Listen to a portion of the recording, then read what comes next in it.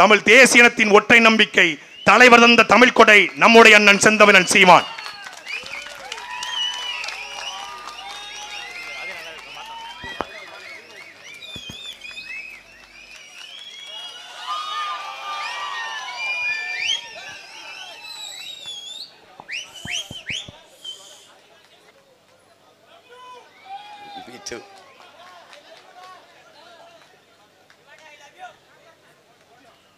இந்த சொல்ல கேட்டாலே பயமா இருக்கு. இப்படித்தான் ஏமாந்து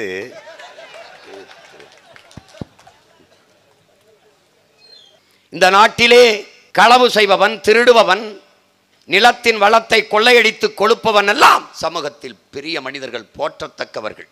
அண்மையிலே நானும் என் தம்பி துரைமுருகனும் பேசிக்கொண்டிருந்தோம். அதற்கு சான்று புஷ்பா என்கிற ஒரு திரைப்படம்.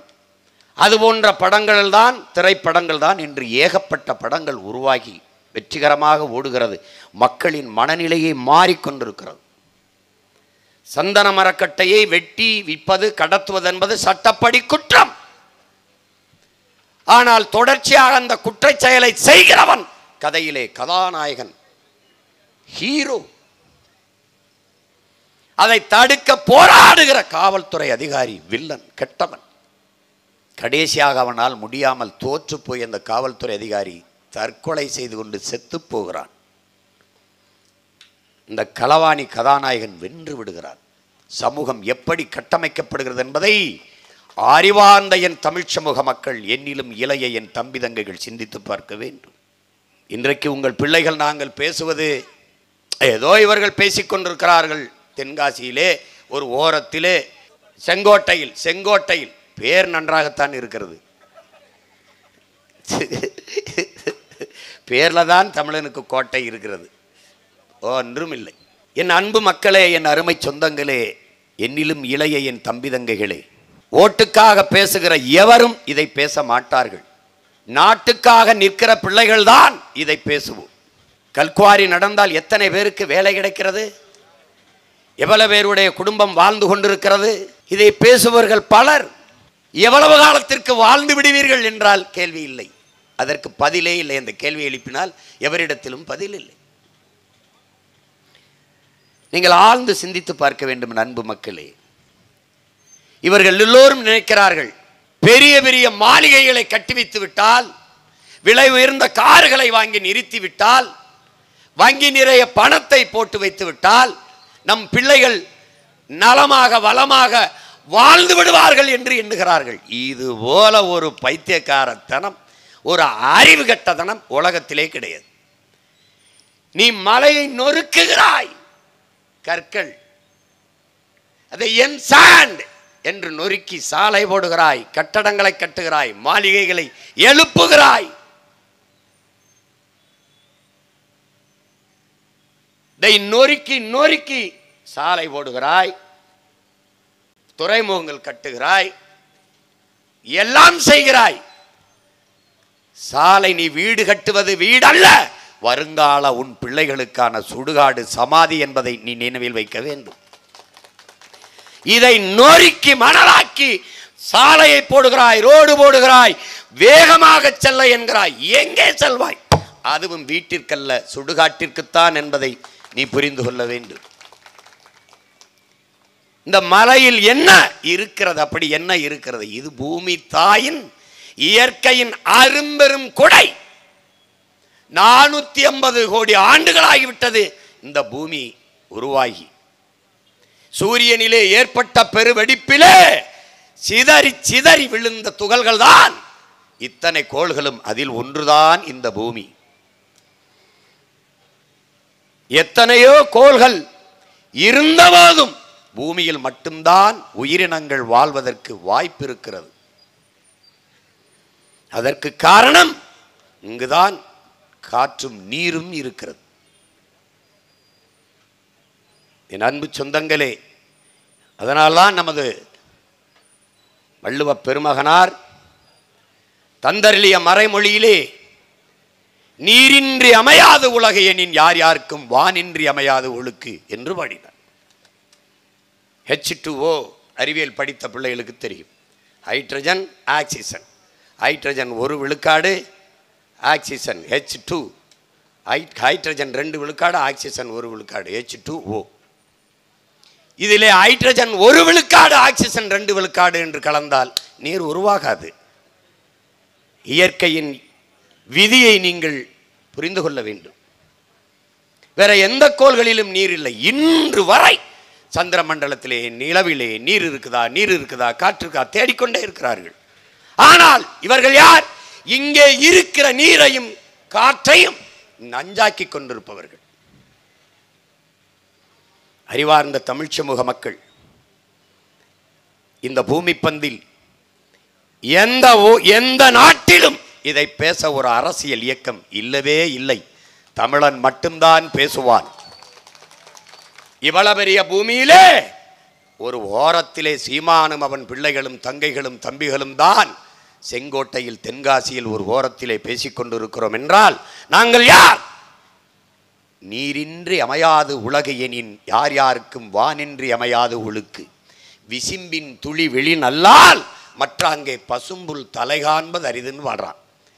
ஒரு துளி நீர் பூமியிலே விழவில்லை என்றால் புல் பூண்டு கூட முளைக்காது, பசும்புல் தலை காட்டாது என்கிறான் வள்ளுவ பெருமகனார். நாங்கள் யார்? ஏன் மலையை, காட்டை, பூச்சியை, வண்டை, ஆட்டை, மாட்டை, நாயை, நரியை, செடியை, கொடியை, யானையை, புலியை, சிங்கம், கரடியை, சிட்டு, குருவியை, மயிலை, காக்கையை, கொக்கை எல்லாவற்றையும் நேசிக்க ஏன் காரணம்?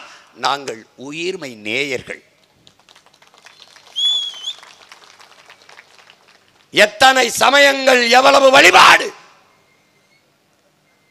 யாருடைய இறைக்கு முன்பும் இப்படி ஒரு அரிதான காட்சி. என்னுடைய சிவனை வணங்க காளையை வணங்க வேண்டும், கழுத்திலே பாம்பு. என்னுடைய முருகனை வணங்க அருகிலே மயில், பாம்பு, கொடியிலே சேவல். மாரியம்மாவா சிங்க ரூபிணி, ஐயப்பனா புலி மேலே அமர்ந்திருப்பார், பிள்ளையாரா எலி வாகனம். இப்படி எந்த இறையை நாங்கள் வணங்க சென்றாலும் முன்பு விலங்குகளை, மற்ற உயிரினங்களை வணங்கித்தான் அவர்களை வணங்க வேண்டும் என்ற நிலை ஏன் வந்ததென்றால், உயிரினங்களை போற்றுகிற, மற்ற உயிர்களை போற்றுகிற உயிர்மை நேயர்கள் தமிழர்கள் என்பதால். அதைத்தான் எங்களுடைய மூதாதை வள்ளலார் பெருமகான் வாடிய பயிரை கண்ட போதெல்லாம் வாடினேன் என்கிறார். பயிருக்கும் உயிர் இருக்கதடா என்று வாடினேன் என்கிறார். காக்கை குருவி எங்கள் சாதி, நீல் கடலும் மலையும் எங்கள் கூட்டம், நோக்கும் திசையெல்லாம் யாமன்றி வேறில்லை, நோக்க நோக்க களியாட்டம் என்கிறான் பெரும்பாவலன் பாரதி. தமிழர்கள் உயிர்மை நேயர்கள்.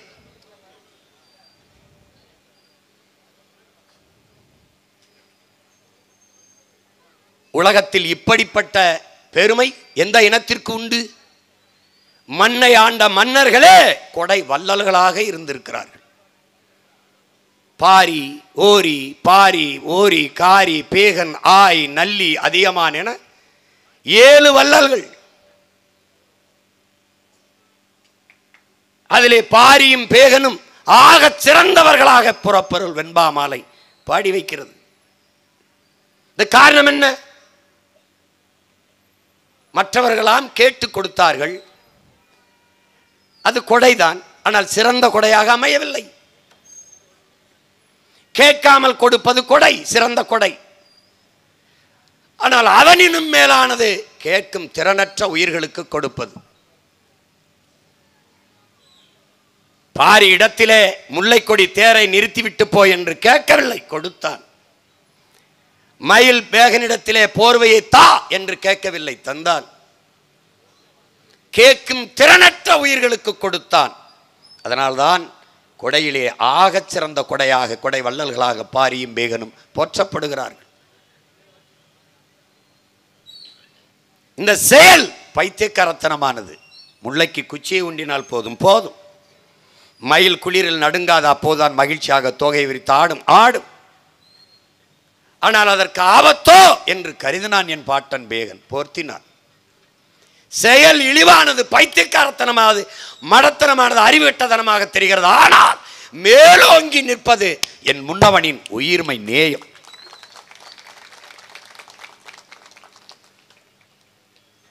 அவன் பிள்ளைகள் தான் மலையை பற்றி மணலை பற்றி பேச தகுதி உள்ளவர்கள். அதனால் நாங்கள் பேசுகிறோம். மலை என்பது மலை அல்ல, என் பூமி தாயின் முலை மார்பு என்பதை கற்றறிந்த தமிழ் பிள்ளைகள் அறிந்து கொள்ள வேண்டும். நம் தாயின் மார்பில் இருந்து நமக்கு பால், பூமி தாயின் மலை மார்பில் இருந்து நமக்கு அருவி. அறிவார்ந்த தமிழ் தம்பி தங்கைகளே, எதிர்கால இந்த தமிழ் சமூகத்தை மாற்றி படைக்க காத்து நிற்கிற இளைய தலைமுறை புரட்சியாளர்களே, நீங்கள் வெறும் ஓட்டாளர்களாக இல்லாமல் இந்த நாட்டாளர்களாக மாறுகிற வரை உங்கள் அண்ணன் இந்த மண்ணிலே கத்திக்கொண்டுதான் நிற்பேன். ஒரு நாட்டின் வளங்களிலே ஆகச் சிறந்த வளம் அறிவு வளம் தான். ஒரு நாட்டின் எதிர்காலம் அந்த நாட்டின் வகுப்பு அறையிலே தீர்மானிக்கப்படுகிறது. ஒரு நாட்டின் நலன் அந்த நாட்டின் வீட்டின் ஒவ்வொரு வீட்டின் சமையல் அறையிலும் தீர்மானிக்கப்படுகிறது. அந்த நாட்டின் நலம் என்பது ஒவ்வொரு வீட்டின் சமையல் அறையிலும் தீர்மானிக்கப்படுகிறது. ஏனென்றால் உணவுதான் மருந்து.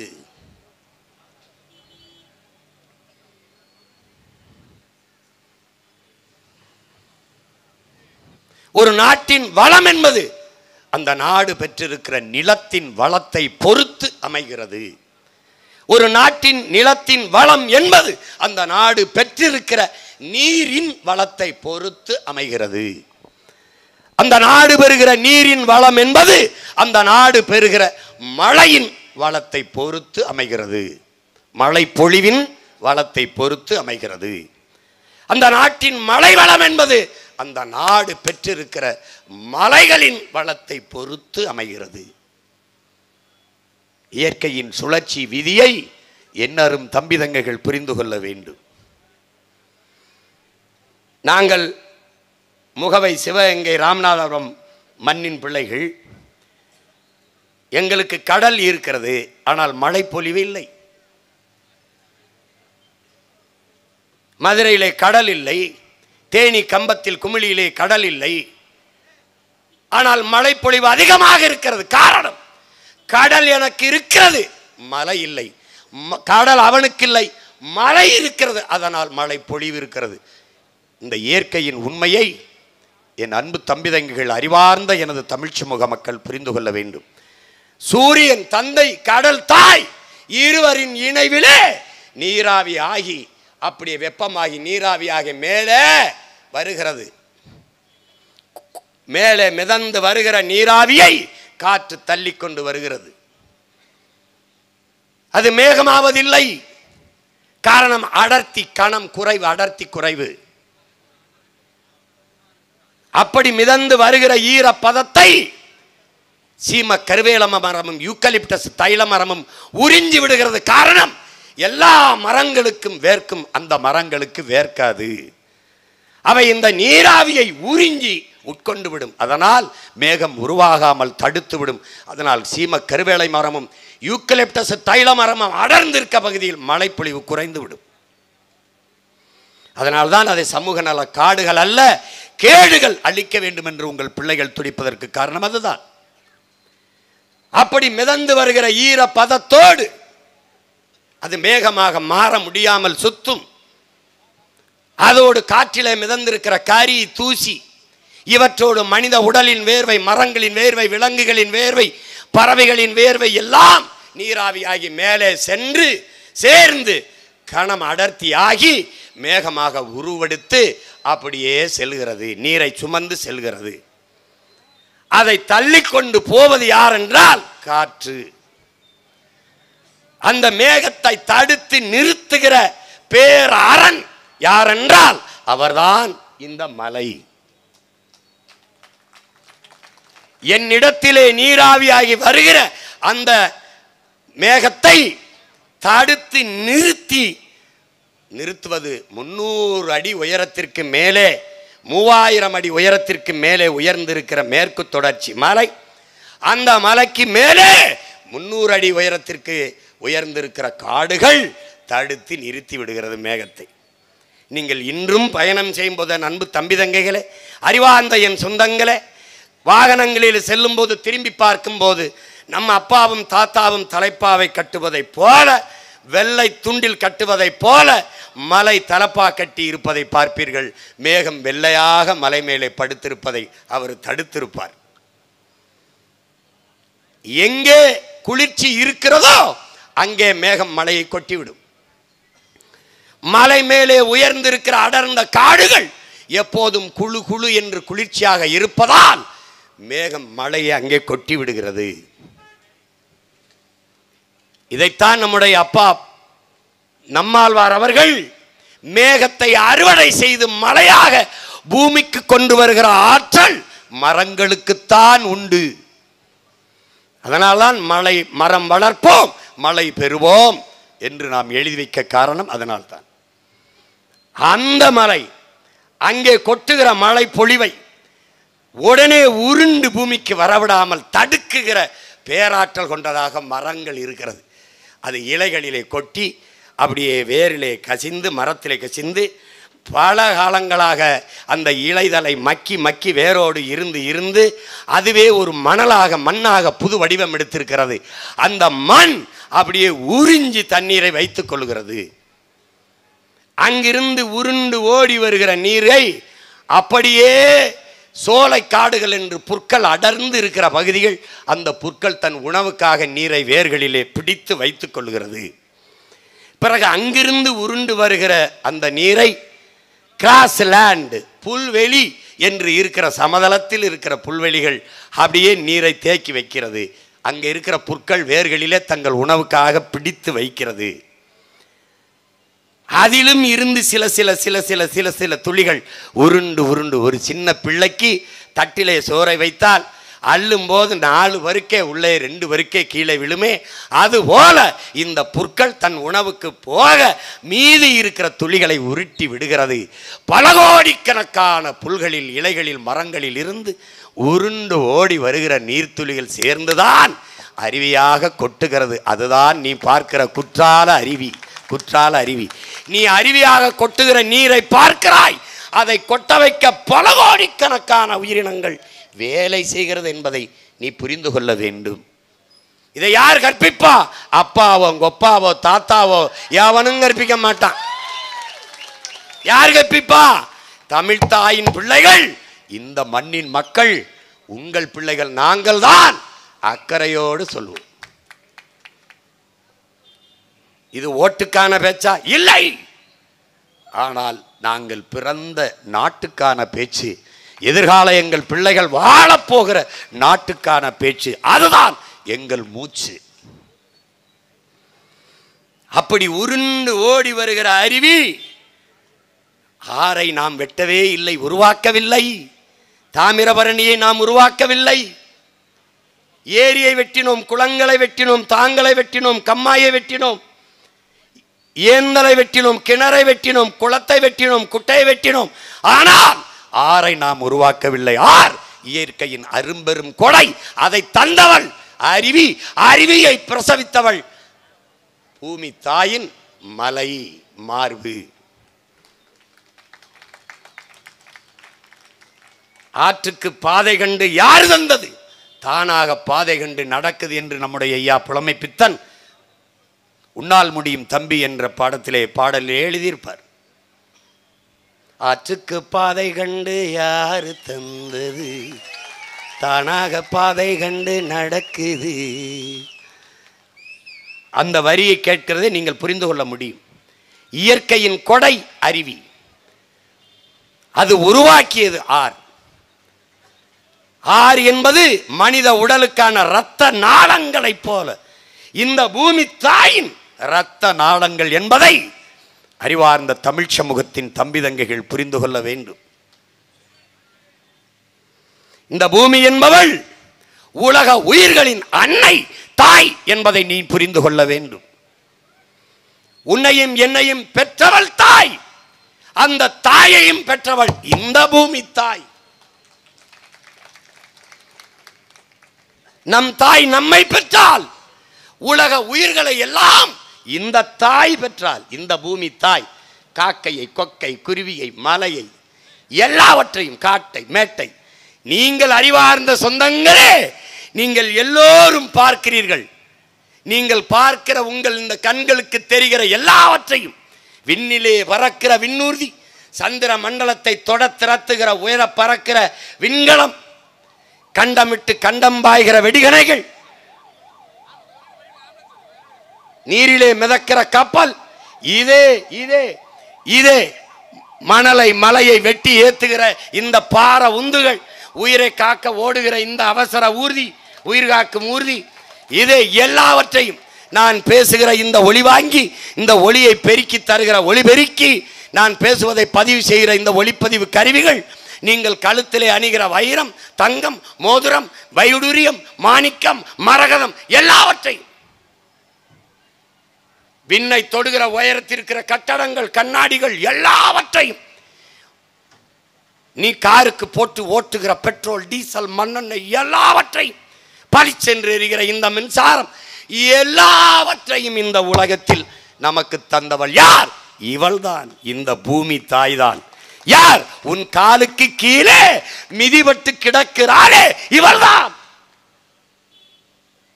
இவள்தான். பேரன்பு கொண்டு நாங்கள் நேசிக்கிற என் அன்பு சொந்தங்களே, நம்மை பெற்ற தாய், தாய் 10 மாதம்தான் சுமக்கிறாள், பிறகு இறக்கி விடுகிறாள். முதலாக தாயின் மடியில் இருந்து காலை எடுத்து முதலடி வைப்பதும் இந்த பூமி தாயின் மடியில் தான். இறந்த பிறகு, செத்த பிறகு, புதைந்தோ எரிந்தோ சாம்பலாவதும் அவள் நெஞ்சில் தான், அவள் மடியில் தான். வாழ்நாள் முழுமைக்கும் நம்மை சுமப்பவள் இந்த பூமி தாய் தான். ஆதலினாலே என் அன்பு மக்களே, இந்த பூமி தாயை, உன் தாய் நிலத்தை பேரன்பு கொண்டு காதலியுங்கள் என்று ஈழத்தூர் பாவேந்தன் புதுவை ரத்தினதுரை பாடி வைக்கிறார். கவிக்கோ அப்துல் ரஹ்மான், நீ இறந்த பிறகு உன்னை பெற்ற தாய் கூட பிணம் என்று ஒதுக்கி விடுகிறாள். ஆனால் 10 மாதம் வயிற்றிலே சுமந்த தாய் கூட உன்னை பிணம் என்று ஒதுக்கி விடுகிறாள். அதன் பிறகு தன் வயிற்றுக்குள்ளே உன்னை வாங்கி தாங்கிக் கொள்கிறாள் பூமி தாய். உன் தாயிலும் மேலானவள் இந்த தாய். முத்தமிழ் பேரறிஞர் ஐயா வைரமுத்தவர்கள் தாய்ப்பாலும் தண்ணீரும் மலிவாக கிடைப்பதனாலேயே இந்த மானுட சமூகம் அதை மதிப்பதில்லை என்கிறார். காலுக்கு கீழே மிதிபடுவதனாலேயே பூமியின் மதிப்பு இந்த மனிதர்களுக்கு தெரிவதில்லை என்கிறார். எல்லாவற்றையும் தந்த இந்த பூமி தாய்க்கு நீ தந்தது என்ன?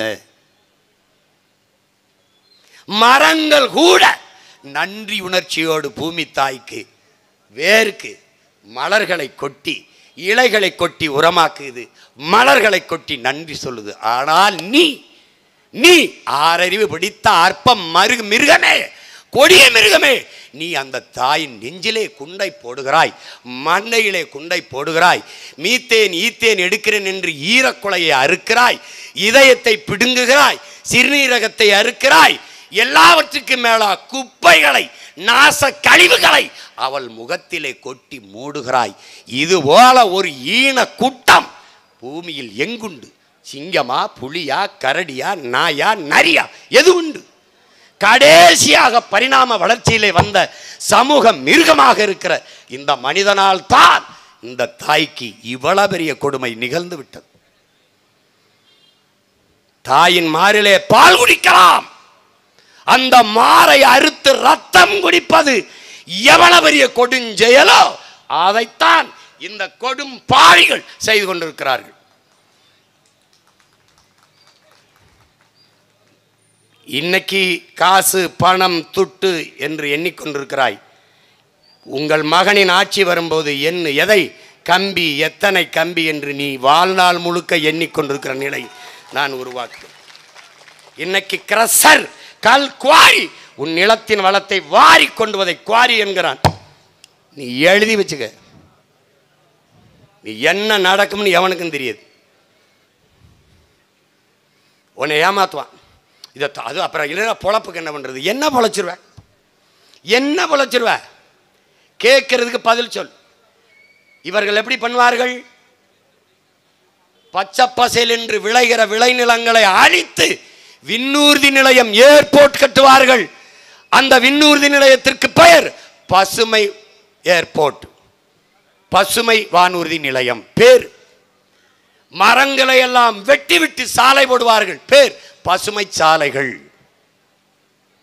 பசுமையை சேர்த்துக்கணும்னு, ஏன்னா மக்களை மயக்குது. பசுமையா இருக்குது. எங்க இருக்குது மரம்? எங்க இருக்குது பசுமை? இந்த மரங்களை இவர்கள் வெட்டி அழிக்கிறார்கள். நாம் நட்டு வைத்து விட்டு போகலாம். நம் பிள்ளைகளுக்கு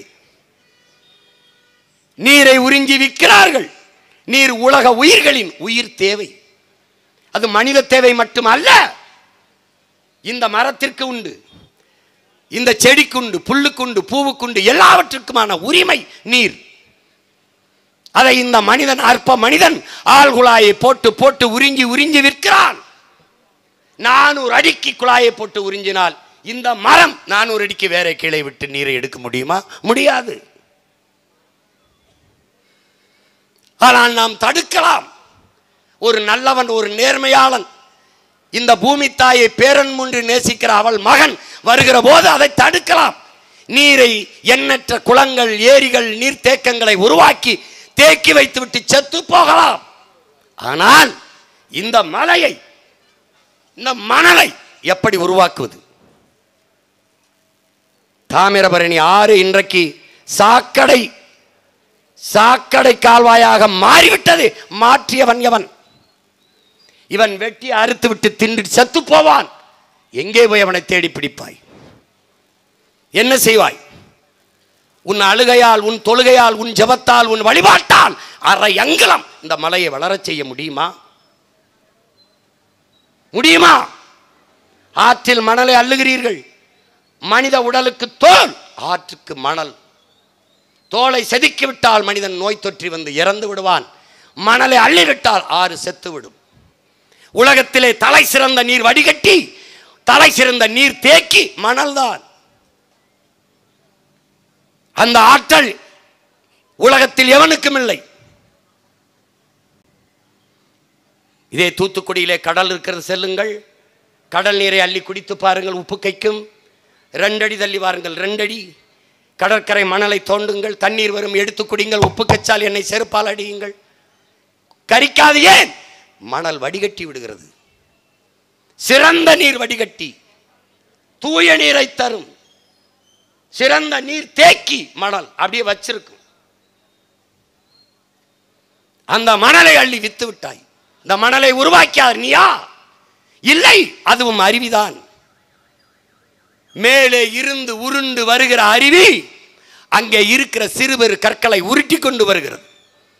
அப்படி உருட்டி கொண்டு வரும்போது இந்த கற்கள் ஒன்றோட ஒன்று மோதி மோதி உரசி சிறு சிறு துகள்களாக நொறுங்குகிறது. நொறுங்க அப்படியே கொட்டுகிற அருவி நீரோட வந்து ஆறிலே மெதுவாக மெதுவாக மெதுவாக மெதுவாக படுகிறது. அரை அங்குலம் ஆற்று மணல் உருவாக 100 ஆண்டுகள் ஆகிறது. நீ 30 அடி 40 அடி இரும்பு கை கொண்டு பொக்கிளன் எந்திரம் கொண்டு அள்ளி வித்தால் எத்தனை லட்சம் ஆண்டுகள், எவ்வளவு ஆயிரம் ஆண்டுகளாவது இந்த மணல் மறுபடி உருவாக. ஆறு செத்து விட்டது. அதை உயிர்ப்பித்து விட முடியுமா? காப்பாற்றி விட முடியுமா? முடியாது. ஏன்? அருவி தான் உயிர்ப்பிக்க வேண்டும். அருவி எங்கிருந்து வருகிறது? மலையில். மலை இப்போது எங்கே? மணல் நொறுக்கி விட்டார். இந்த மணல் தீர்ந்தது, ஆற்று மணல். அடுத்து எங்கே? மலை மணல், எம் சாண்ட் என்று போயிட்டார். சிவபெருமானிடத்தில் பத்மாசுரன் வரம் வேண்டி நிற்கிறான். என் மக்களே, நீண்ட தவத்திற்கு பிறகு சிவன் முன்னே வந்து என்ன வரம் கேள் என்று கேட்கிறான் பத்மாசுரனிடத்திலே. நான் யார் தலையில் கை வைத்தாலும் அவன் எரிந்து சாம்பலாக வேண்டும் என்று வரம் கேட்கிறான். தந்தேன் என்கிறார் சிவபெருமான். பத்மாசுரன் என்ன செய்கிறான்? நீ கொடுத்த வரம் பலிக்குதா இல்லையா என்று பார்ப்போம், உன் தலையில் கையை வைத்து பார்க்கிறேன் என்று கை வைத்தான். தெரிச்சு ஓடுகிறார் சிவன். எங்கே இருந்து அருவி வந்தது? எங்கே இருந்து ஆறு வந்தது? எங்கே இருந்து மணல் வந்தது? இந்த மணலை தின்னு ஆறை கெடுத்த பிறகு எங்கிருந்து வந்தது? மலை. வைத்தான் கையை மலையிலே. எம் சாண்ட். நீ எழுதி வச்சுக்கடா, நான் சத்தியத்தின் மகன்டா, இந்த பூமி தாயை நான் பேரன் கொண்டு காதலிக்கிறது உண்மைனா நான் வெல்லுவேன், வருவேன். என்ன நடக்கும்னு எனக்கே தெரியாது.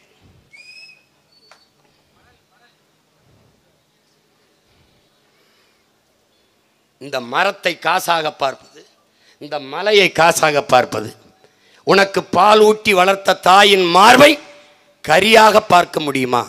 இதை அறுத்து சமைத்து சாப்பிட்டால் சுவையாக இருக்கும் என்று உன்னால் எண்ண முடியுமா? ஆனால் எண்ணிவிட்டாய். உனக்கு பால் ஊட்டிய, உலக உயிர்களுக்கெல்லாம் பால் ஊட்டிய தாயின், பூமி தாயின் மலை மார்பை அறுத்து தின்று விட்டாய். சரியாக இன்னும் 10 ஆண்டுக்கு அல்லுவியா? இந்தியாவில் எந்த நிலப்பரப்பில் இது நடக்கிறது? அறிவார்ந்த தமிழ் சமூக தம்பி தங்கைகளே, என்னரும் பெற்றோர்களே, வருகிற போது கேரளா கேஎல் என்று போட்டு பாறை உந்துகள் போகிறதே, இப்படி தமிழ்நாடு என்று போட்டு கேரளாவுக்குள் அங்கு போய் மணலை நீ எள்ளி வர முடியுமா? இயற்கையின் அரும்பெரும் கொடை மலை. கேரளாவில் தான் தொடங்குகிறது மேற்கு தொடர்ச்சி மலை. அவர்களுக்கு துறைமுகம் விளிங்கத்திலே, அவர்களுக்கு தேவை கற்கள், மணல், வீடு கட்ட, கட்டடங்கள் கட்ட, சாலை போட. ஏன் அவர்களிடத்திலே மலை இருக்கிறது? ஏன் வெட்டவில்லை? ஏன்? அங்க நல்ல ஆத்தாளுக்கும் அப்பனுக்கும் பிறந்தவன்,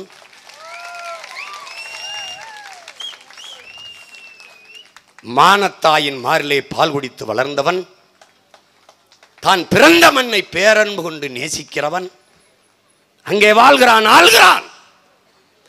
அவர்களுக்கு பெத்தவனே அப்பனாக இருக்கிறான். நமக்கு ரொம்ப நாளா மத்தவனே அப்பனாக இருக்கிறான். மான தமிழனுக்கு எவனோ தந்தை, எவனோ அப்பன். நம்ம அப்பனும் குப்பனும் சுப்பனுமாக தெருவிலே திரிகிறோம். இதை வர ஒரு மானக்கேடு, வெக்கக்கேடு. எந்த அப்பன்டா பிள்ளைகளை குடிச்சு சாக வைப்பான்? எந்த அப்பன் குடிச்சு சாக வைப்பான்?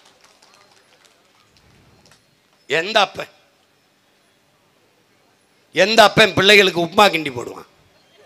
எந்த அப்பன் போடுவான்? கொடுமை. ஏன் கேரளாவில் மலைகள் வெட்டப்படவில்லை? கேரள மக்களின் மணல் தேவைக்கு ஏன் அங்கு எம்சாண்டு உருவாக்கப்படவில்லை? இதை ஏன் நீங்க கேட்பதில்லை? மதுரை நீதிமன்றத்திற்கு வழக்கு வருகிறது. ஒரு மீரா என்கிற நீதிபதி அவர்கள், பெண் நீதிபதி, வழக்கை தொடுக்கிறது. இந்த சோ கால்டு கிரஷர்ஸ், குவாரி ஓனர்ஸ், அவர்கள் சார்பாக வாதிடுகிற வழக்கறிஞர் இவர் என்ன சொல்கிறார்? கேரளாவில் மலையை வெட்ட தடை இருப்பதால், இந்த வார்த்தையை என்னரும் தம்பிதங்குகள், என் அருமை சொந்தங்கள் கவனிக்கணும். கேரளாவில் மலையை வெட்ட தடை இருப்பதால் அங்கு கட்டடங்கள் கட்டுவதற்கு, சாலை போடுவதற்கு அரசு மற்றும் தனியார் கட்டுமானங்களுக்கு மலை மணல் எம்சாண்ட் தேவைப்படுவதால் இங்கே மலையை வெட்டி கொள்வதற்கு அனுமதி தர வேண்டும். எப்படி? அந்த நீதிபதி என்ன கேட்டிருக்கணும்? கேரளாவில் வெட்ட ஏன் தடை இருக்கிறது கேட்டிருக்கணுமா இல்லையா? கேட்டிருக்கணுமா இல்லையா? கேட்கணும். ஏன் கேட்கல? கேட்கல. அங்க தலைவன் இருக்கிறான், இங்க தரகன் இருக்கிறான். விளங்குதா? நாங்கள் பேசுகிற எங்கள் மொழியில் இருக்கிற இந்த வலி இருக்குல்ல, இந்த வலி உங்களுக்கு புரிந்தால் என் மொழி உங்களுக்கு புரியும். இல்லை என்றால் இது வெறும் வெற்றி பேச்சுதான், வெற்று பேச்சுதான். இது புரிந்துவிட்டால் இந்த பேச்சு ஒவ்வொன்றும் வெற்றி பேச்சாக மாறும். அவன் ஏன் என் மலையை வெட்டி கொண்டு போற அவன் நிலத்தின் குப்பையை கொண்டு வந்து இங்கே போடுகிறான். என் வளமெல்லாம் அவனுக்கு, அவன் குப்பையெல்லாம் எனக்கு. எப்படிப்பட்ட பண்டமாற்று! இந்த குப்பையை இங்கே கொட்டுகிறார்கள் என்ற ஆட்சியாளருக்கு தெரியாதா? மாவட்ட ஆட்சியாளருக்கு தெரியாதா? காவல்துறை அதிகாரிக்கு தெரியாதா? இந்த நாட்டின் சுகாதாரத்துறை அமைச்சருக்கு தெரியாதா? மனிதவள மேம்பாட்டுக்கு தெரியாதா? சுற்றுச்சூழல் அமைச்சகத்துக்கு தெரியாதா? இந்த நாட்டை ஆளுகிற முதலமைச்சருக்கு தெரியாதா? தெரியாதென்றால் எதற்காக அதிகாரத்திலே இருக்கிறீர்கள்? தெரியும் என்றால் தடுக்காமல் ஏன் வேடிக்கை பார்க்கிறீர்கள்? என்ன நடக்கிறது? என் தாயின் மடி மற்றவர்களுக்கு குப்பை மேடா, குப்பை தொட்டியா? குப்பை தொட்டியா? அறிவார்ந்த தமிழ் சமூக மக்கள் என்னைக்கு விழிப்புற்று எழுவீர்கள்? என்னைக்கு உங்கள் தாய் நிலத்தை காப்பாற்ற துடிப்பீர்கள்? இந்த மலையை எப்போது நீங்கள் உருவாக்க முடியும்? எப்போது? எப்படி உருவாக்குவீர்கள்? யார் உருவாக்குவது? எந்த சட்டம் இதை உருவாக்கும்? எந்த திட்டம் இதை உருவாக்கும்? மழை இல்லாத நிலம் பாலைவனம் என்கிற அந்த புரிதல் கூட உங்களுக்கு இல்லையா? நீங்கள் படித்தது இல்லையா? மழை இல்லை என்றால் நிலம் பாலைவனமாகிவிடும்.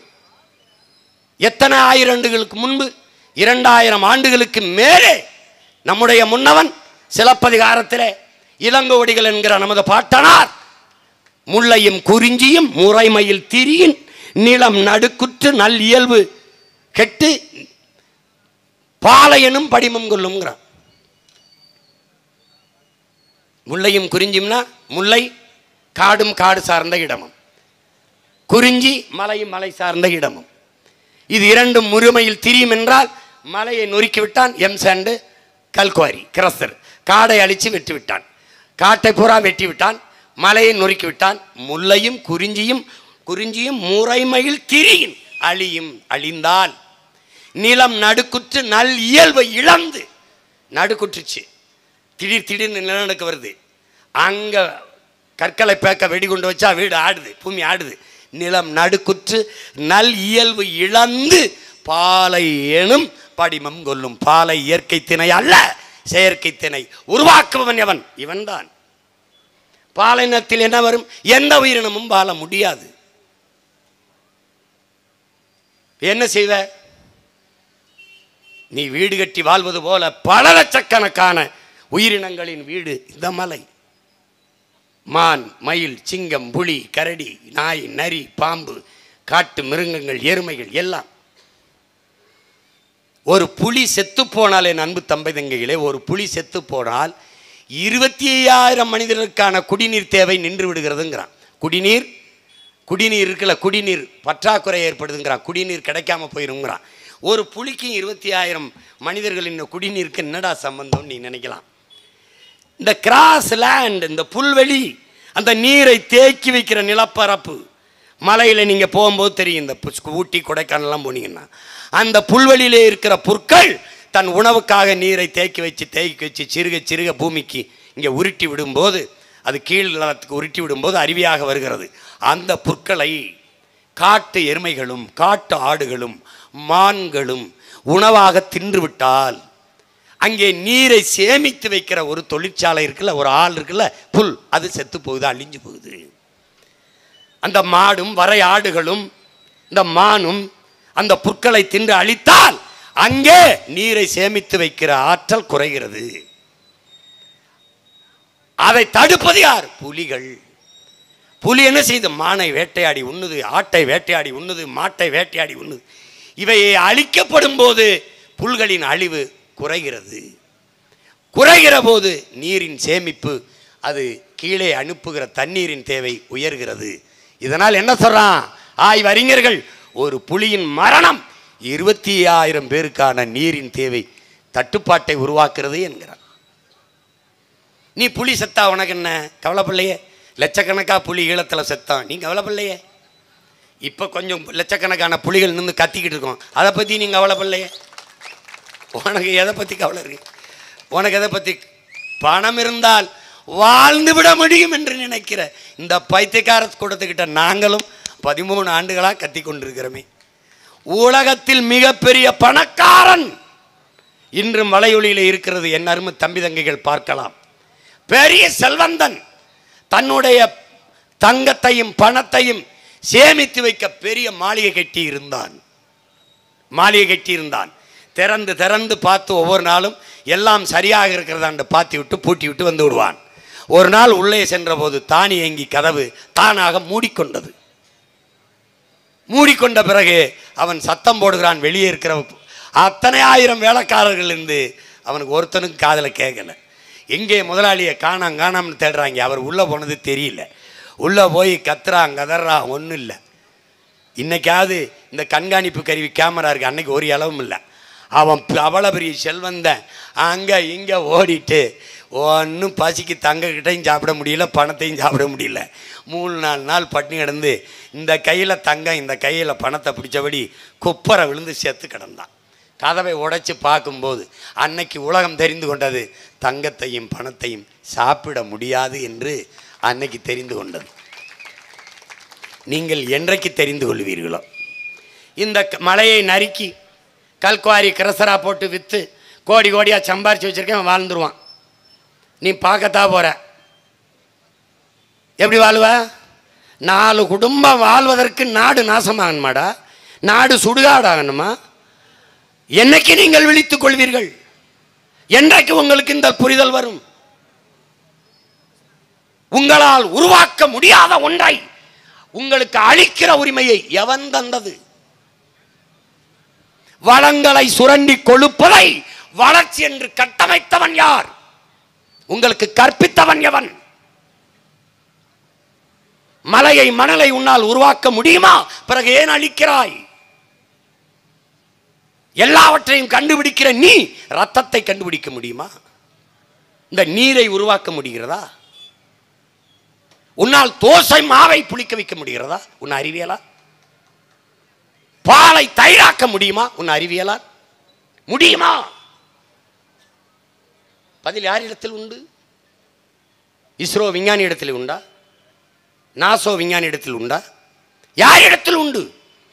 தம்பி, சந்திர மண்டலத்துக்கு நீ சந்திராயனை அனுப்பலாம், சயின்டிஸ்டுக்கு சாப்பாடை என்ன ஆத்தாலும் அப்பனும் தான் அனுப்பணும். விண்வெளியிலே விண்கலத்தை பறக்க விடலாம், ஆனால் அந்த விஞ்ஞானிக்கு சோறை என் விவசாயி தான் அனுப்பணும்.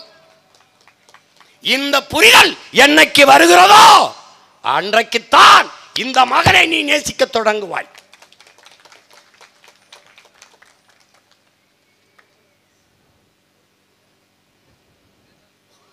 நீ எதை பற்றி கவலைப்பட்டிருக்க? புத்தன் சொல்லுகிறான், பூக்களில் தேனை வண்டுகள் தன் உணவுக்காக போய் உண்டுவிட்டு பூவுக்கு எந்த சேதமும் இல்லாமல் திரும்பி வருவது போல இந்த பூமியை நீ பயன்படுத்திக் கொள்ளணும்ங்கிறார். நபிகள் நாயகம் ஸல்லல்லாஹு அலைஹி வஸல்லம் அவர்கள், நீ ஒரு அந்நியன், ஒரு அயலான், இந்த பூமிக்கு வந்திருக்கிறாய், அப்படியே திரும்பி போயிருன்றது. இது ஒன்றுது இல்லை, அதை உணர்த்துகிறார். மாமேதை மார்க்ஸ் என்ன சொல்கிறார்? இந்த பூமி ஒரு அரசுடையதோ ஒரு மன்னருடையதோ ஒரு சமூகத்துடையதோ கிடையாது. இது ஒன்றுது இல்லை, இது உன் சந்ததியினோடது. இன்று நீ வாழ்ந்து கொண்டிருக்கிற பூமியை இதையும் விட வளப்படுத்தி செழுமைப்படுத்தி உன் அடுத்த தலைமுறைக்கு ஒப்படைத்து விட்டு போக வேண்டும். அது உன் கடமை. நீ வாடகை வீட்டில் வாழ்ந்து கொண்டிருக்கிறாய். வீட்டை காலி பண்ணும் போது வீட்டுக்காரனிடத்திலே எப்படி பத்திரமாக ஒப்படைப்பாயோ அப்படி ஒப்படைத்து விட்டு போக வேண்டும். வீட்டின் உரிமையாளன் உன் மகன் உன் மகள் என்பதை நீ மறந்து விடாதே. இந்த லாரியிலே உன் மலை மணலாக கற்களாக நொறுக்கி கொண்டு போகிற போது நீங்கள் பெற்ற பிள்ளைகளின் முகம் உங்களுக்கு நினைவுக்கு வருமானால் இந்த மகன் பேசியது வென்று விட்டேன் என்று பொருள்.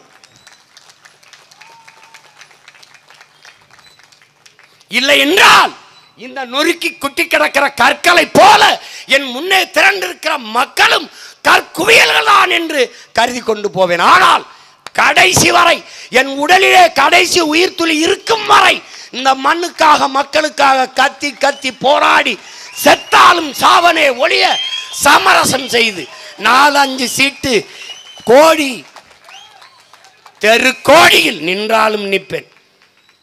எத்தனை ஆயிரம் கோடி கொட்டி கொடுப்பேன் என்று வந்தவர்களை எட்டி நில்லுங்கள் என்று தான் சொல்லியிருக்கிறேன் ஒழிய கையை நீட்டி பெட்டியையும் சீட்டையும் வாங்குற பரம்பரை கிடையாது. ஏன் ஏன் சரணடைந்து வாழ்வதற்கு சண்டையிட்டு சாவது மேலானது. உயிரினும் மேலானது நமது உரிமை. உயிரை இழக்கலாம், உரிமையை இழக்கலாமா என்று நின்று போராடிய மாணவர்களின் பேரனும் பேத்திகளும் நாங்கள்.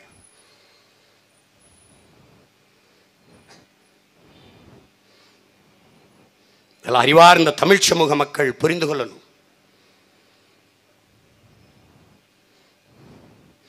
பணவேட்டை காடாக மாறி நிற்கிறது, வளவேட்டை காடாக நம் நிலம் மாறி இருக்கிறது. மீத்தேன் ஈத்தேன் எடுக்கிறேன் என்கிறார்கள். இதே எரிகாற்றை மீத்தேன் ஈத்தேன் இந்த பயாகேஸை மக்கிய இளதலை கழிவு, மனித கழிவு, ஆடு மாட்டு கழிவிலிருந்து எடுக்க முடியும் என்கிற நிலை இருக்கும்போது ஏன் என் பூமி தாயின் ஈரக்குலைய இதயத்தை, சிறுநீரகத்தை அறுக்கிறாய்? இதுதான் கேள்வி. சூரிய ஒளியில், காற்றாலையில், கடலலையில் மின்சாரத்தை தயாரித்துக் கொள்ள முடியும் என்கிற நிலை இருக்கிற போது எதற்காக என் தாயின் உடலை சிதைக்கிறாய்? நிலக்கரி நிலக்கரி என்று தோண்டுகிறாய். உலகத்திலே பாதுகாப்பான அணு என்று ஒன்றே கிடையாது என்கிறானே, அந்த அணு உலையை என் அன்னை தாய் நிலத்தின் முகத்திலே எதற்காக நிறுவுகிறாய்? எதற்காக? அணு உலைகள் என்றால் மின்சாரம் எப்படி? அணு உலை கண்டுபிடிக்கப்பட்டது மின் உற்பத்திக்காகவா? மின்சாரம் கண்டுபிடிக்கப்பட்டது அணு உலையாளா? யாரிடத்தில் பதில் இருக்கிறது? உலகத்திலே பாதுகாப்பான அணு என்ற ஒன்றே கிடையாது. நான் சொல்லலை, அணு விஞ்ஞானிகள் அணு குண்டின் மேலே அமர்ந்திருப்பதும் அணு உலைக்கு அருகிலே குடியிருப்பதும் ரெண்டும் ஒன்றுதான் என்கிறார்கள். இதை ஆட்சியாளர்கள் அறியாததா? அவர்களுக்கு அரியணை, எங்களுக்கு அழிவு. அதனால் அவர்களுக்கு கவலை இல்லை. இப்போதும் ஸ்டெர்லைட்டை தடுக்க வேலை நடக்கிறதே, நடக்கட்டும், பார்க்க தானே போகிறேன். நீ இந்த கட்சிக்காரங்க, இந்த அரசியல் கட்சிக்காரங்க மாதிரி நினச்சிக்கிட்டு இருக்கா? நீ பிரபாகரன் பிள்ளைகளடா நாங்கள், நீ ஏதோ நினச்சிக்கிருக்கா நீ? தம்பி, இந்த கட்சி தேர்தலில் போட்டி போடுறது, எம்எல்ஏ ஆகிறது, எம்பி ஆகிறது, அதெல்லாம் அஞ்சாங்கட்டம். போட்டா போடு, போடலைன்னா போ. ஆனால் என் மண்ணை தொட்ட, நான் தான் சொன்னேன், டங்ஸ்டன் நாங்கள் தான் நிறுத்தினோம். கையெழுத்து போட்டவன் யாரு? எடுக்க அனுமதி கொடுத்தவன் யாரு? அங்கே போய் நின்று சொன்னேன், நான் இருக்கிற வரை இந்த நிலத்தில் ஒரு கல்லை கூட எவன் தொட முடியாது, ஆளாத கலங்காதேன்னு என் மக்கள்கிட்ட சொல்லிட்டு இருந்தேன். எடுக்க விடலை. இப்பவும் சொல்கிறேன், பரந்தூரில் விமான நிலையம் கட்டி காட்டிடு. நான் இப்பவும் சொல்கிறேன்டா, இந்த நிறைந்த என் இன சொந்தங்கள் மானமும் அறமும் வீரமும் உயிரென்று வாழ்கிற மறவர் கூட்டத்திற்கு முன்பு சொல்கிறேன். தன்மானமிக்க தமிழ் மக்கள் முன்னாடி நின்று சொல்கிறேன், நான் இருக்கிற வரை நீ ஸ்டெர்லைட்டை திறக்கவே முடியாது.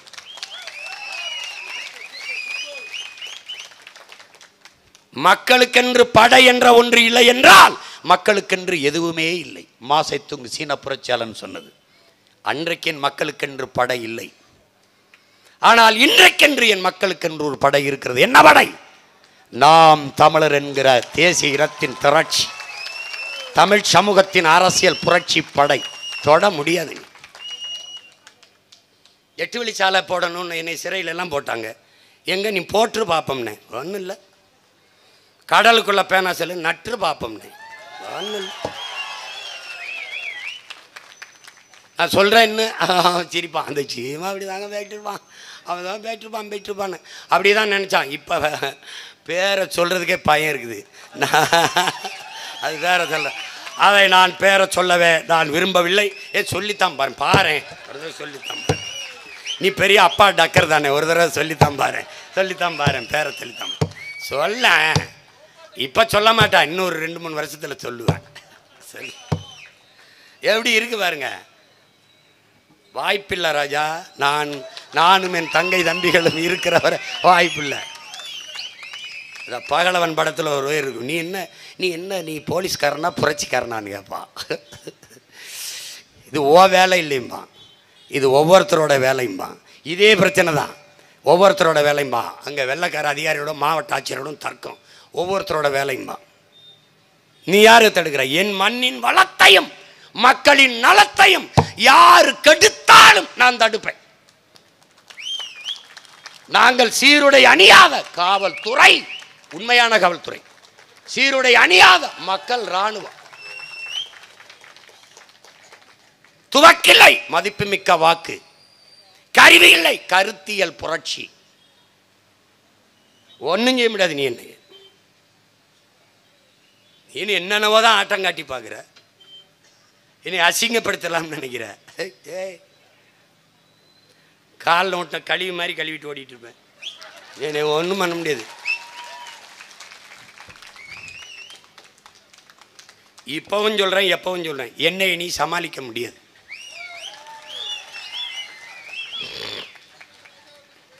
ஒன்றும் பண்ண முடியாது. பெரியாரை பேசி விட்டு எப்படி நடமாடுவாய்? நல்லா தான் போயிட்டு இருக்கேன், நல்லா தான் போயிட்டு இருக்கேன். ஓ பெரியார் பெரியார் பெரியார் அப்படி ஓரமாக உட்காந்து கத்திருப்பா. பாப்பா அப்படி பாப்பா பாப்பா. எனக்கு எண்ணற்ற பெரியார் இருக்காங்கப்பா,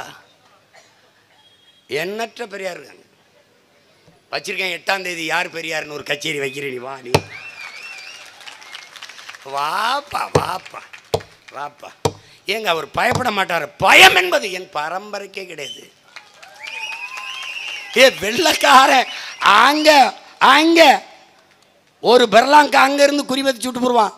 3 கிலோமீட்டருக்கு அங்கேருந்து பீரங்கியில் கொண்டு ஓட்டுருவான். செத்து போயிடுவேன். என்கிட்ட வாலும் வேலும் தான் இருக்குது. போட்டாங்கடா சண்டை என் பாட்டேன். அப்படிதான் வந்தான் வெள்ளக்காரன். நெற்கட்டுஞ்சவலாம் ஏதோ பூலி தேவனாமே ஒரு கை பாப்பம்னு வந்தான். டே மண்ணால கட்டிய கோட்டையை பீரங்கி குண்டுகள் தகர்க்க முடியலடா. அது மண்ணுடா, என் பாட்டனின் மன உறுதியிடாது. எந்த இடத்தில் படையை கிளப்பினானோ அதே இடமறை அடித்து புறமுது காட்டி ஓட வைத்த மறவன் பூலித்தேவனின் பேரனும் பேத்திகளும் உகந்திருக்கிறது. அழகுமுத்து கோணா அவனை ஒரு கை பாப்பிட்டு வந்தான். அது இன்னொரு பாட்டையும் ஒருத்தர் இருக்கான். நமக்கு உடன் பிறந்த ரத்த துரோகங்கள் தானே. மருதநாயம்னு ஒரு பாட்டை, அவனும் வீரன், 2 பேரும் சண்டை போட்டு பாட்டனை சிறைப்படுத்திட்டான். சொல்றாரு, துரோகத்தால் உன்னை வீழ்த்திட்டம் பாத்தியான்னு. நம்ம பாட்டை என்ன சொல்லியிருப்பான்னு நினைக்கிறேன். செத்தாலும் நாங்கள் வீர மறவர்களாக சாபம் வரலாற்றில், நீ வென்றாலும் உன்னை துரோகி என்று தாண்டா பதிவு செய்யுங்கிறவங்க பாட்டை அழகுமுத்துக்கோன். உன்னுடைய துப்பாக்கி குண்டுகள் என்னுடைய ஆட்டு புழுக்கைக்கு சமமிடாங்கிறார். அந்த ரத்தத்தில் கொஞ்சம் கூட வாடா எங்களுக்கு ஓடலை. மன்னர் கட்டபொம்மன் கோட்டையை விட்டு வெளியேறிவிட்டான். உடன் பிறந்தார்களே வெளியேறிவிட்டார். ஒரு பாட்டன் வெள்ளையத்தேவன் இறந்து விட்டான் போரிலே. இன்னும் ஒரு பாட்டன் மன்னர் கட்டபொம்மனின் தளபதி சுந்தரலிங்கனார் நிற்கிறார். அவரிடத்திலே மன்னர் கட்டபொம்மன், சுந்தரலிங்கம் வா சென்று விடலாம். மன்னர் இருப்பது மாறுவேடத்தில். ஏற்கனவே ஊமத்துறை பாட்டர்கள் மருதுவாண்டியரிடத்திலே அங்கே அடைக்கலம் புகுந்திருக்கிறார். இவர் போகும்போது பாட்டன் சுந்தரலிங்கத்தை அழைக்கிறார், வா போய்விடலாம் என்று. நீங்கள் போங்கள் மன்னரே, நான் நிற்கிறேன். என்னை தாண்டித்தான் வெள்ளைக்காரன் இந்த கோட்டையை தொட முடியும் என்று ஒரு மகன் 8 நாட்கள் நின்று சண்டையிட்டு 8 நாட்கள் ஒற்றை வீரன் அப்படி நிக்கிறா. ஒவ்வொரு தமிழ் மகனும் என்னை தாண்டிதாண்டா என் மண்ணை, என் மலையை, என் காட்டை, என் நாட்டை நீ தொடணும் என்று நிற்கணும். அது வெளியிலிருந்து வந்த கொள்ளைக்காரன் இருந்தா பரவாயில்ல, இவன் கூட இருக்கிற கொள்ளைக்காரன் அடிக்கிறாங்கிறதான் பிரச்சனையா இருக்கு. எப்படி இந்த மானையின உணர்வு எங்கடா அந்த மரபணு சோரம் போயிருச்சா? நீ சோறு திங்காம பீஸா பர்க்கர் தின்னதுனால வந்த பிரச்சனை இது. ஏசி கேஎஃப்சி கேஎஃப்சி கேஎஃப்சி அதில் வந்த பிரச்சனை நேரம் ஆயிடுச்சுங்கிறான். எங்களுக்கு நேரம் ஆயிடுச்சு சீக்கிரம் அதிகாரத்தை பிடிக்கிறதுக்கு. எங்களுக்கு எத்தனை நாளைக்குடா அழுது கொண்டு இருக்கிறது. வாராது வந்த மாமணி போல் வந்த சுதந்திரத்தை தோற்போமாங்கிறான் எங்கள் பாட்டன் பாரதி. நம்ம பாட்டன் பாரதி சீமான் அவர் அப்பாங்கிறார், பாரதியை பாட்டன்கிறார். ஏண்டா பெரியார் தந்தையாகி ஸ்டாலின் எல்லாம் எங்களுக்கு அப்பாவாகும்போது பாரதி எங்களுக்கு பாட்டனாகவும் ஊவேசா எங்களுக்கு தாத்தனாகவும் இருக்கக்கூடாதாடா? போடா போடா. அதில் தர்மமே வெல்லுமெனும் சான்றோர் சொல் பொய்யாமோ, கர்ம விளைவுகள் யாம் கண்டதெல்லாம் போதாதோங்கிறான். எத்தனை நாளைக்குடா இப்படி நாங்கள் கஷ்டப்படுறதுன்றான். வெல்லணும். நம் நிலத்தின் வளத்தை பாதுகாத்து இன்னொரு தலைமுறை வாழ்கிற பூமியாக அதை வைத்து விட்டு போகணும். குடிக்க நஞ்சில்லா நீர், சுவாசிக்க தூய காற்று, உண்ண நல்ல விஷமில்லாத உணவு, படிக்க நல்ல கல்வி, படித்தால் பார்க்க வேலை, வேலைக்கேற்ற சம்பளம், அதை கொண்டு வாழ்கிற பெருமை மிக்க வாழ்வு. அரிசிக்கும் பருப்புக்கும் 5க்கும் 10க்கும் வேட்டிக்கும் சேலைக்கும் இலவசங்களுக்கும் மானியங்களுக்கும் போனஸ்களுக்கும் கையேந்தி நிற்கிற மான தமிழ் கூட்டத்தை மீட்டு தன்மானமிக்க தமிழ் பேரினமாக வாழ வைக்க இருக்கிற இறுதி வாய்ப்பு என் அன்பு மக்களே. உங்கள் பிள்ளைகள் எங்களின் கைகளை பற்றி வலிமை தாருங்கள். மலைதானே போகட்டும் என்று இருக்கிறார்கள். இந்த வளத்தை உங்களால் உருவாக்க முடியாது. ஊழலை ஒழித்து விடலாம் என் உடன் பிறந்தானே. என் அன்பு தம்பி தங்கைகளே, ஒரு நேர்மையாளன் ஆட்சிக்கு வந்தால் ஊழல் லஞ்சத்தை ஒழித்து விடலாம், நீரை தேக்கி விடலாம், காட்டை வளர்த்து விடலாம். ஆனால் மலையை மணலை அந்த வளத்தை எப்படி சேமிப்பாய்? பூமியை தோண்டி எடுக்கிற மீத்தேன் ஈத்தேன் அந்த வளத்தை எப்படி சேமிப்பாய்? நெய்வேலியிலே தோண்டி எடுக்கப்படுகிற பழுப்பு நிலக்கரி நிலத்தை எப்படி நீ மீட்டு உருவாக்கம் செய்வாய்? போரின் பேரழிவுக்கு பிறகு கூட மக்களை அந்த இடத்திலே குடியேற்றி விடலாம். ஆனால் அணு உலை வெடித்த இடத்திலே, மீத்தேன் ஈத்தேன் எடுத்து நிலத்தை நாசமாக்கிய இடத்திலே, நிலக்கரியை தோண்டி எடுத்த 65,000 ஏக்கரிலே மறுபடியும் நம் மக்களை குடியேற்ற முடியாது, மீள் குடியேற்றம் செய்ய முடியாது. சொந்த நிலத்திலே நீ அகதியாக போவாய். அந்த நிலையை மாற்ற பூமியை உன் தாயாக என்று நீ எண்ணி போற்ற துடிக்கிறாயோ, நேசிக்க துடிக்கிறாயோ, அன்றுதான் இதை காக்க வேண்டும் என்ற எண்ணம் உனக்கு பிறக்கும். மலைகளின் வளம்தான் மண்ணின் வளம். மழை இல்லையே பூமியில் மழை இல்லை என்கிற புரிதல் உனக்கு வர வேண்டும்.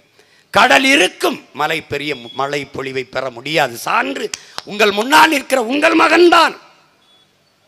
என் மண்ணில் கடல் உண்டு, மழை இல்லை. காரணம் மழை இல்லை.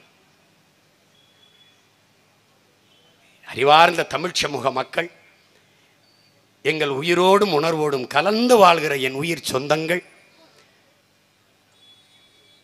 இந்த பேச்சை கேட்டுவிட்டு அப்படியே சென்று விடாமல் கொஞ்சம் யோசித்து பாருங்கள். எதற்காக இந்த பிள்ளைகள் வேர்க்க விறுவிறுக்க கத்த வேண்டும்?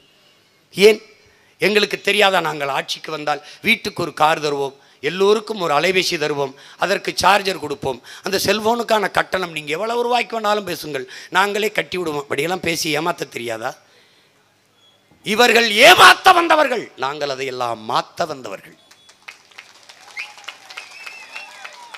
நாங்கள் பதவிக்காக வந்தவர்கள் அல்ல, என் மக்களின் உதவிக்காக வந்தவர்கள். நாங்கள் பிரச்சனைகளை கேட்க வந்தவர்கள் அல்ல, தீர்க்க வந்தவர்கள். நாங்கள் என் மக்களை வைத்து பிழைக்க வந்தவர்கள் அல்ல, என் மக்களுக்காக உழைக்க வந்தவர்கள். நாங்கள் வந்தது பணத்திற்காக அல்ல, நாங்கள் பிறந்த பெருமை மிக்க தமிழர் என்கிற இனத்திற்காக வந்த பிள்ளைகள். அதனால் தான் சமரசம் இல்லாத இந்த நிலத்திலே தொடர்ந்து தொடர்ந்து எத்தனை முறை தோற்றாலும் நிமிர்ந்து நிமிர்ந்து விழுவதல்ல தோல்வி, வீழ்ந்தே கிடப்பதுதான் தோல்வி. விழுந்தாலும், எத்தனை முறை விழுந்தாலும் எழுந்து விடலாம் என்ற நம்பிக்கை இருக்கிறவனை உலகத்தில் எவனாலும் தோற்கடிக்க முடியாது. நாங்கள் இதுவரை விழுந்திருக்கிறோம், ஆனால் 26 உங்கள் பிள்ளைகள் எழுவோம், எவனும் தொட முடியாத உயரத்திற்கு எழுவோம். அதனால்தான் 2026 படைப்போம் புதிய அரசியல் வரலாறு என்ற முழக்கத்தை முன்வைத்து இங்கே நிற்கிறோம். வீரம், அறிவு, புரட்சி, கொஞ்சம் வாழ்க்கை. எங்களுக்கு வீரம், அறிவு, புரட்சி தான், வாழ்க்கை கொஞ்சம் தான். அந்த வாழ்க்கையும் என் மக்களுக்காகத்தான். அறிவார்ந்த பெருமக்களே, எங்களின் தம்பி தங்கைகளே, உங்களை நம்பித்தான் உங்கள் அண்ணன்மார்கள், உங்கள் அக்காமார்கள், தங்கைமார்கள், தம்பிமார்கள் இந்த களத்திலே நிற்கிறோம். நிலத்தை காக்க, வளத்தை காக்க நாம் எல்லோரும் பெரும்படையாக நின்று நம் மண்ணின் வளத்தை காத்து இன்னொரு தலைமுறைக்கு கையளிக்க வேண்டிய பொறுப்பும் கடமையும் நமக்கு கையளிக்கப்பட்டிருக்கிறது என்பதை புரிந்து கொண்டு, அறிவார்ந்த தமிழ் சமூக மக்கள், உங்கள் பிள்ளைகள் எங்களை கைவிட்டு விடாது, இரு கைகளையும் கொடுத்து வலிமைப்படுத்தி வெல்ல வையுங்கள். புரட்சி எப்போதும் வெல்லும். நமது வெற்றி நாளை எதை சொல்லும்? நாம் தமிழர்.